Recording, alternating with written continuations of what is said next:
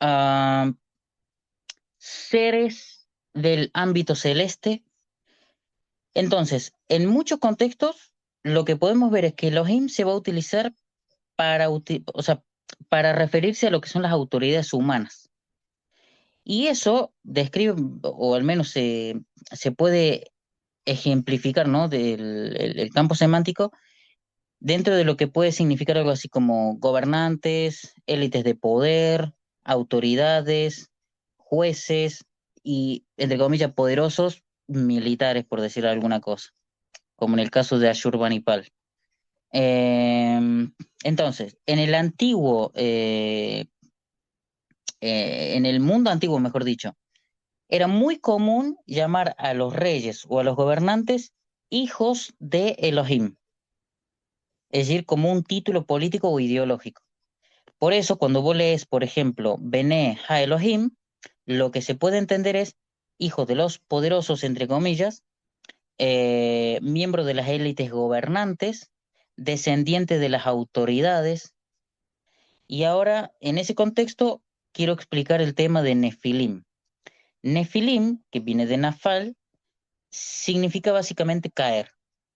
Y de esa raíz se desarrollan varios sentidos semánticos. Por ejemplo, caer, derribar, hacer caer, abatir, sucumbir, etcétera, etcétera.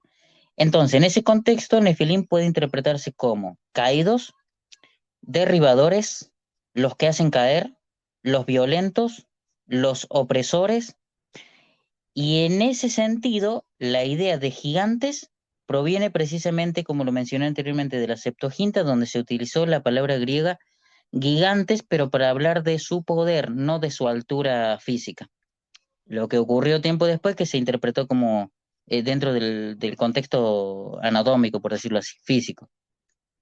Entonces, no podemos utilizar gigantes, porque eso es una interpretación griega, no es un significado propio del hebreo. Por otro lado, ruach. La palabra ruach está asociada al movimiento del aire. Y el campo semántico de esta palabra es ventisca, vendaval, entre comillas lo digo, viento, soplo, aliento, impulso, energía vital, voluntad, disposición, ánimo, fuerza dinámica o activa. No sé si ya lo mencioné, voluntad, em, actividad o impulso interior. Entonces, dependiendo del contexto, puede referirse a estado anímico, impulso vital, energía dinámica, disposición interior.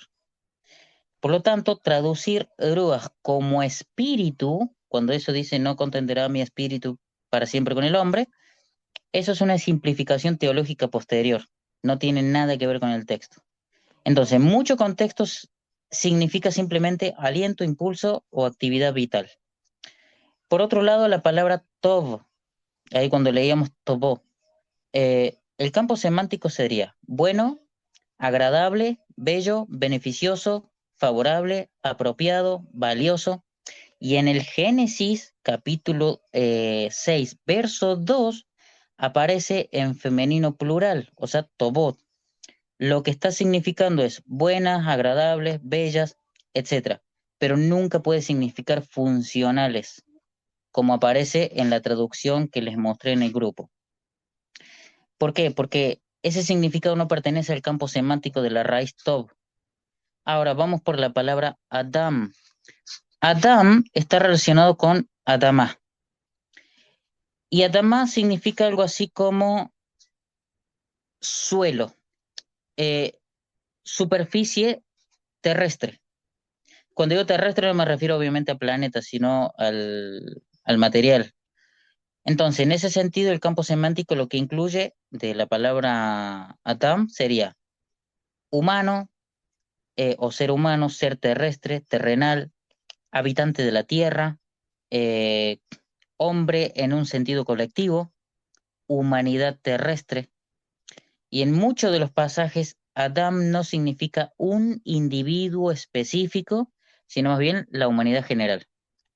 Entonces, cuando nosotros leemos eso de Benot Ha Adam, lo que puede entenderse es hijas de la humanidad o las hijas de los humanos, las mujeres, entre comillas, o esposas del pueblo común. Y por último tenemos la palabra Giborim, que viene de Gibor, que está a su vez, ¿no?, relacionado con la fuerza, el poder, y el campo semántico de esta palabra es fuerte, poderoso, guerrero, héroe, campeón militar, hombre valiente, hombre poderoso o vigoroso, etcétera, etcétera. Entonces, si nosotros tenemos un plural que sería Giborim, el significado más o menos sería héroes, poderosos, guerreros, valientes, pero nunca gigantes. O sea, entonces, en ese contexto, la frase Gemma ha Giborim significaría algo así como ellos eran los guerreros, ellos eran los valientes o ellos eran los poderosos. Entonces, en conclusión, lo que estoy diciendo es que cuando nosotros analizamos las palabras dentro de su campo semántico original, el texto no está describiendo criaturas sobrenaturales que después van a desencadenar una raza híbrida de gigantes, sino en realidad lo que está describiendo es una realidad social donde los hijos de los Elohim representan una élite poderosa, las hijas del Adam representan a la población común, de esas uniones surgieron los Giborim, es decir, hombres o guerreros que eran muy poderosos y que a su vez eran de renombre, es decir, que eran muy reconocidos. Es decir, el texto lo que describe describe es una dinámica de poder dentro de la sociedad antigua, no un relato de seres suprahumanos o seres celestiales mezclándose con seres humanos. Por el momento hago una pausa y finalmente ya estaría como terminando, o sea, voy a explicar un poco más el, el tema, pero desde otra perspectiva. Excelente. Al- ¿Alguien había levantado la mano para hacer una pregunta? Delante. Me Mm, pareció que alguien... Bueno, fui yo. Eh, Quería preguntarle a Neo. Neo, acabas de explicar el nombre de Elohim, ¿no es cierto?, como un adjetivo. Ahora yo te pregunto la forma para convertir un adjetivo en sustantivo.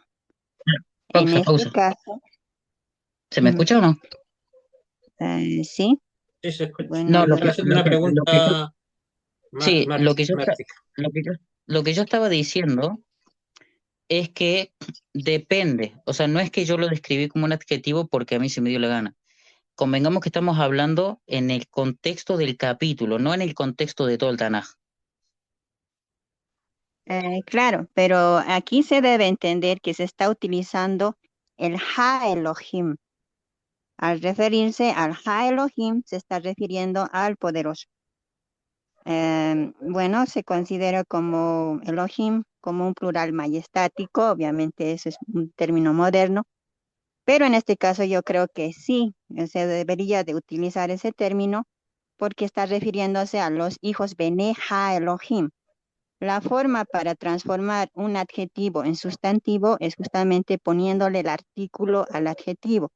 Entonces, en este caso se está utilizando esa forma y yo creo que no está mal decir que se refiere a, a decir a Dios. O sea, no quiero entrar que sea muy teológico.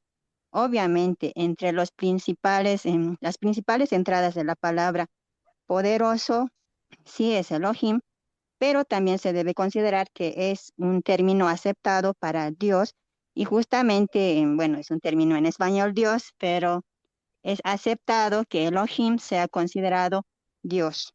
En este caso, yo no considero que sea una mala interpretación decir Bene Ha Elohim como los hijos de Dios.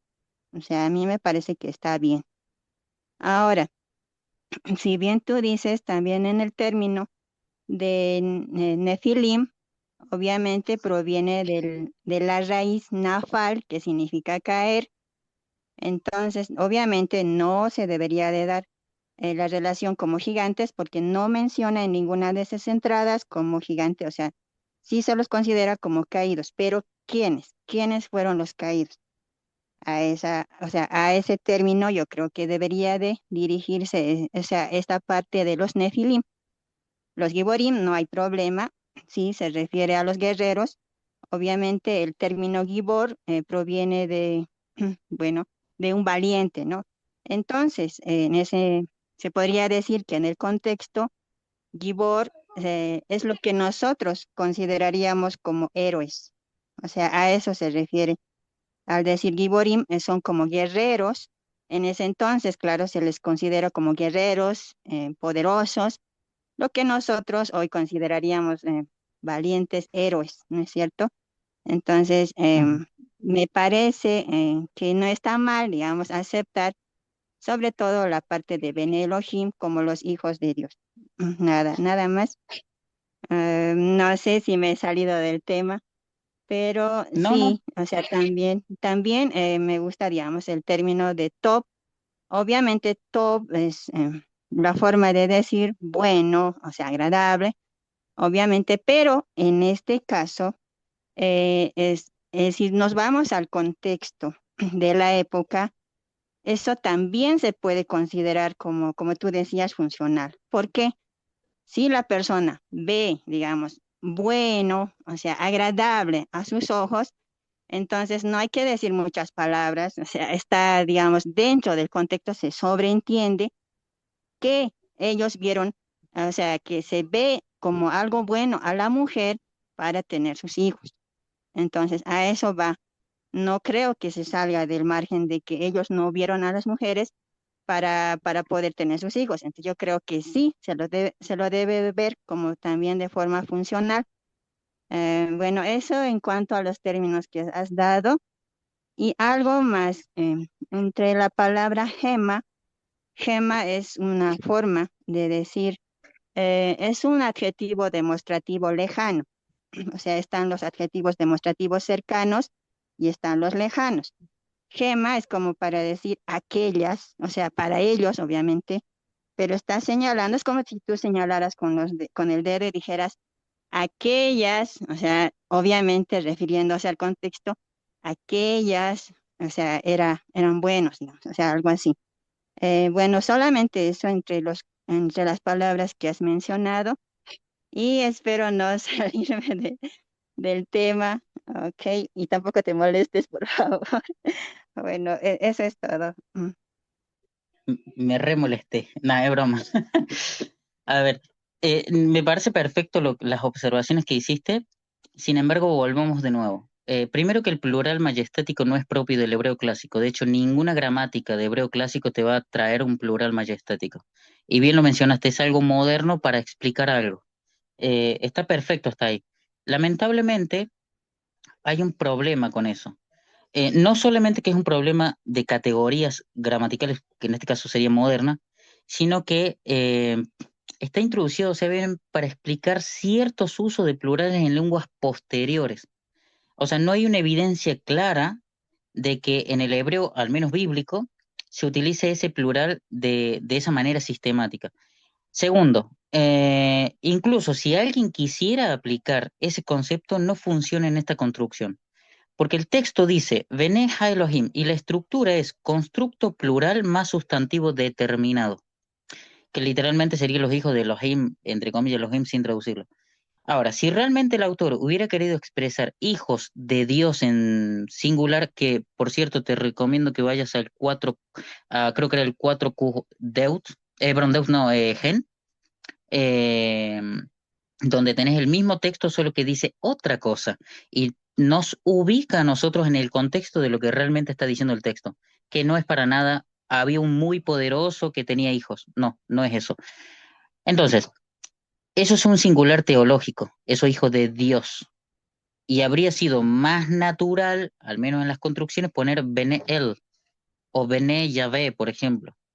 Pero el texto utiliza Elohim, que es precisamente un plural morfológico que yo entiendo que puede ser un plural morfológico y semánticamente puede ser un singular.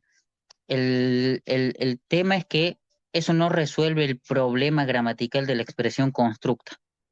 Luego, vos mencionás esto de que el artículo, perdón, vos mencionás esto del artículo y del adjetivo que se convierte en sustantivo. A ver, el artículo no convierte automáticamente un adjetivo en sustantivo. Es decir, vos mencionas esto, que el artículo transforma el adjetivo en sustantivo. Y eso no, a ver, eso no se aplica acá. Primero, Elohim no es un adjetivo, eso es un sustantivo. Y si tenemos esto que es claro que es un sustantivo, entonces la explicación es incorrecta desde el inicio, porque la construcción Ha Elohim simplemente significa los Elohim, eso es todo. Ahora, el artículo solo determina el sustantivo, no lo convierte en un sustantivo porque ya lo es. Es decir, no es que era un adjetivo y se transformó en un sustantivo. Am, Salvo que yo haya entendido otra cosa. Eh, Después, ¿qué otra cosa era que habías mencionado que, bueno, no recuerdo, pero el tema de Dios y dioses y esas cosas tampoco aplica porque lo que hoy se entiende por Dios es un término cargado semánticamente, cargado filosóficamente y teológicamente, que nada tiene que ver con Elohim. Elohim es un término funcional, relacional, no es un término ontológico como lo es en este caso la palabra Dios. Am, no sé qué otro, no recuerdo en este momento qué otras cosas mencionaste, pero si bien estoy de acuerdo con casi todo lo que mencionaste, lo que yo sí podría sugerir es que verifiques en qué fecha se escribió o se compuso el texto, y de qué está hablando en realidad el texto. Porque el texto no está hablando de los ángeles, no está hablando de espíritus que toman forma humana a modo de, no sé, como que se transforman en seres humanos y después se relacionan con las mujeres.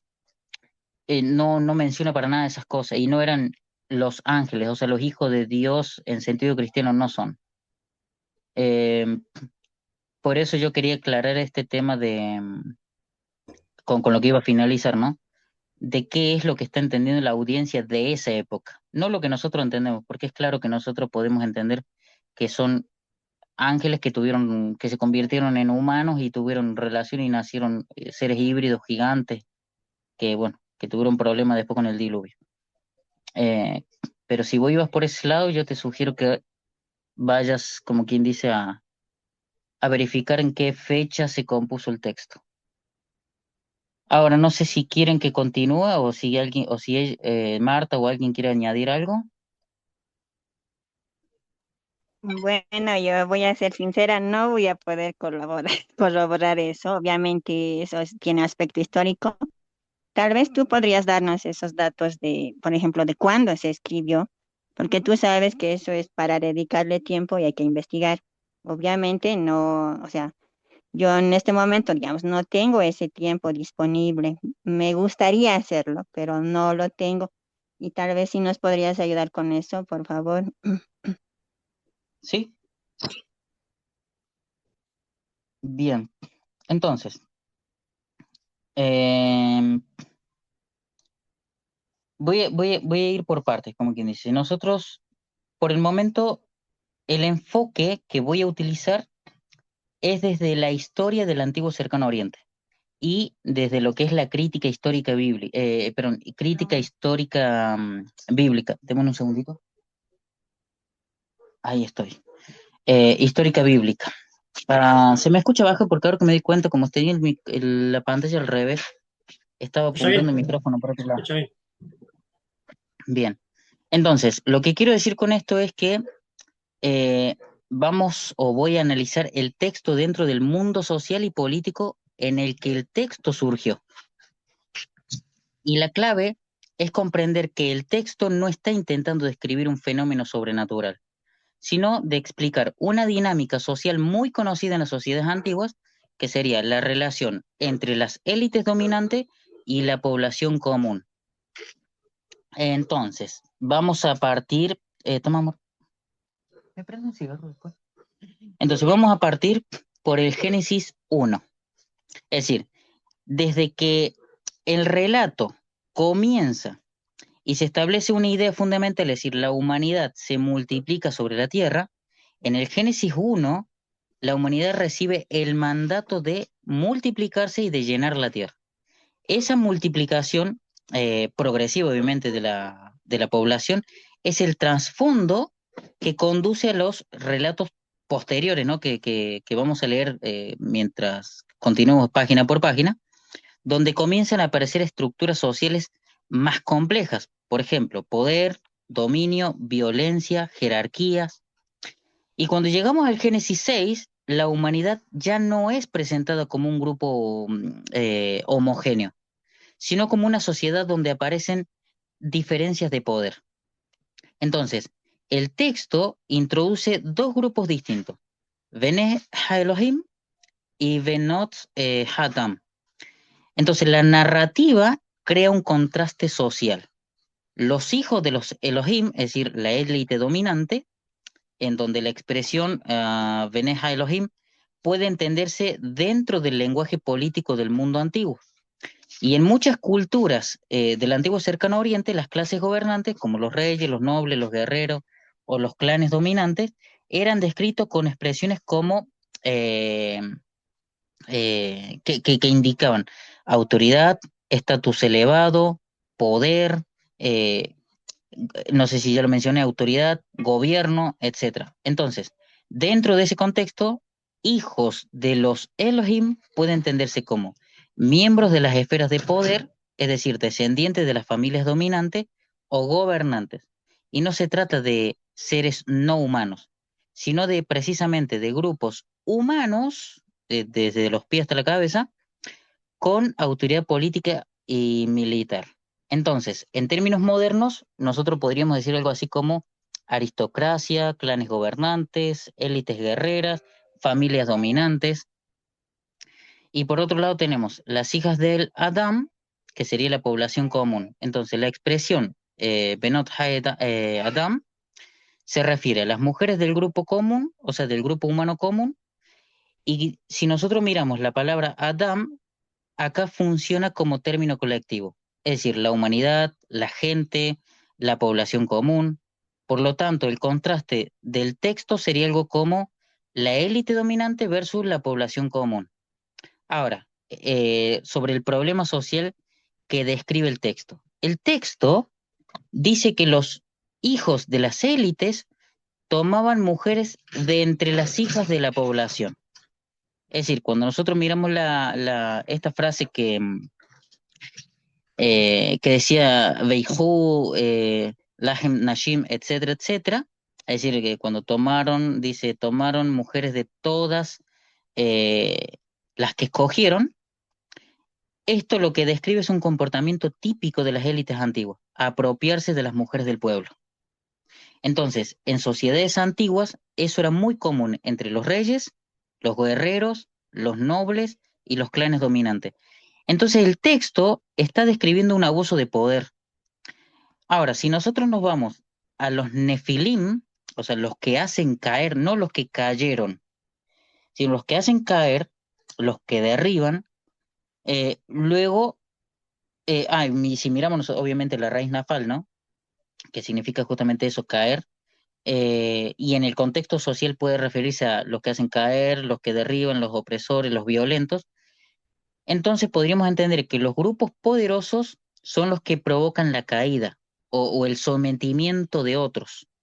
Por lo tanto, los nefilim pueden entenderse como figuras dominantes, figuras violentas dentro de la sociedad, no como gigantes. Y después tenemos esta palabra que mencionaba ahí Martita, que sería los giborim, o sea, los guerreros poderosos o poderosos guerreros, los valientes, los héroes, los fuertes. A ver, el texto continúa diciendo que esos descendientes eran ha-giborim. Y si nosotros miramos, Gibor, como lo mencioné anteriormente, guerrero, hombre fuerte, poderoso, héroe militar, lo que estamos viendo en el texto es que se describe el surgimiento de clanes de guerreros que eran muy poderosos, que eran famosos por su fuerza o por su dominio. Y el texto añade em, esto de hombres de renombre, em, o hombres del nombre, que dirían algunos, ¿no? Entonces, esos personajes eran conocidos por su fama, por su poder, por su estatus. Am, y bueno, creo que un punto más sería mencionar esto de Eruag. ¿Por qué? Porque el límite impuesto a la humanidad justamente provenía de Yahvé. Es decir, cuando nosotros leemos esto teniendo en cuenta que Eruag sería impulso vital, energía de vida, actividad, podría ser también humana, eh, el texto lo que está diciendo es que esa fuerza vital ya no, a ver, no permanecería para siempre en el ser humano, estableciendo obviamente un límite a la duración de la vida humana. Y eso funciona como respuesta narrativa al aumento de la violencia social. Me estoy olvidando de algo, el pasaje de Números. En el libro de Números, el capítulo 13, el versículo 33, eh, hay una expresión que aparece ahí que es esta de que los explotadores dicen que al ver ciertos pueblos, dice, nos veíamos eh, como langostas entre ellos. Y eso es una descripción literal del tamaño físico. A ver, eso es una expresión idiomática de inferioridad, o sea, de temor. No es que precisamente ellos eran como unas langostas o que los otros eran como unos insectos. O sea, significa que eran tan poderosos que ellos se sentían insignificantes. Eso es un lenguaje típico en esa literatura antigua. Y como para ir finalizando, un segundito, y como para ir finalizando en este pedacito, eh, lo que estoy diciendo es que el relato probablemente comunicaba algo así como que la humanidad se multiplica o multiplicaba, que, bueno, surgieron élites poderosas, que de esas élites tomaron a mujeres del pueblo común, o sea, pueblos que no tenían ningún tipo de estatus o poder. De esas relaciones nacen guerreros eh, que eran poderosos, famosos, etcétera. Esos grupos dominantes generaron violencia y desequilibrio social. Entonces, el relato está funcionando como una especie de crítica a la corrupción y al abuso de poder dentro de lo que es la sociedad humana. Entonces, y con esto termino, si yo tuviese que explicar o traducir, toma amor, o traducir desde el verso 1 al verso 4, más o menos lo haría de la siguiente manera. Convengamos que ahora, bueno, si por ahí me trabo es porque voy a leer, lo tuve que escribir, mil disculpas, lo tengo acá en un papelito. Y para que sea más o menos entendible el texto diría algo así. Cuando la población humana comenzó a multiplicarse sobre la superficie terrestre o sobre la Tierra y nacieron hijas, los miembros de las élites poderosas observaron a las mujeres del pueblo y al ver que ellas eran atractivas, tomaron para sí a las que quisieron. En aquellos días existían grupos dominantes en la tierra y también después, cuando los miembros de esas élites se unían con las mujeres del pueblo y tenían hijos con ella, de allí surgieron hombres poderosos de la antigüedad, personajes famosos por su fuerza y por su dominio. Y ahí finalizaría como quien dice el verso 4. Entonces yo pienso que esta sería una manera de entender cómo entendieron ellos esos versículos, es decir, cómo entendió la audiencia, al menos hasta el verso 4, qué fue lo que ellos entendieron. Y ellos lo que entendieron fue eso. No se está hablando de seres suprahumanos, espirituales, angélicos, celestes, extraterrestres, ni nada de eso. Son simplemente, todos los personajes del verso son todos humanos. No sé si alguien después tiene una pregunta o algo. Aprovechen de preguntar si tienen alguna duda, consulta o algún comentario.